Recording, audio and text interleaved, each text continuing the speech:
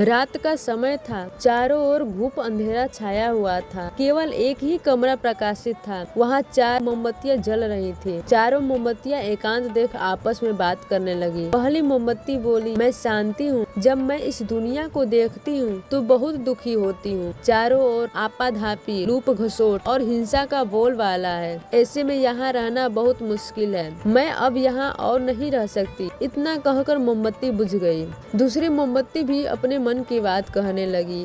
मैं विश्वास हूँ। मुझे लगता है कि झूठ, धोखा, फरेब, बेईमानी मेरे वजूद खत्म करते जा रहे हैं। ये जगह अब मेरे लायक नहीं रही। मैं भी जा रही हूँ। इतना कहकर दूसरी मोमबत्ती भी बुझ गई। तीसरी मोमबत्ती भी दुखी थी। वह बोली, मैं प्रेम हूँ। मैं हर किसी के लिए हर पल जल सकती हूँ, लेकिन अब किसी के पास मेरे लिए वक्त नहीं बचा। स्वार्थ और नफरत का भाव मेरे स्थान लेता जा रहा है। लोगों के मन में प्रेम भावना नहीं बची। अब ये सहना मेरे बस की बात नहीं। मेरे लिए जाना ही ठीक होगा। कहकर तीसरी मोमबत्ती भी बुझ गई। तीसरी बत्ती बुझी ही थी कि कमरे में एक बालक ने प्रवेश किया। मोमबत्तियों को बुझा हुआ देख उसे बहुत दुख हुआ। उसकी आंखों से आंसू बहने लगे। दुखी मन से वो बोला, इस तरह बीच में ही मेरे जीवन में अंधेरा कर कैसे जा सकती हो तुम?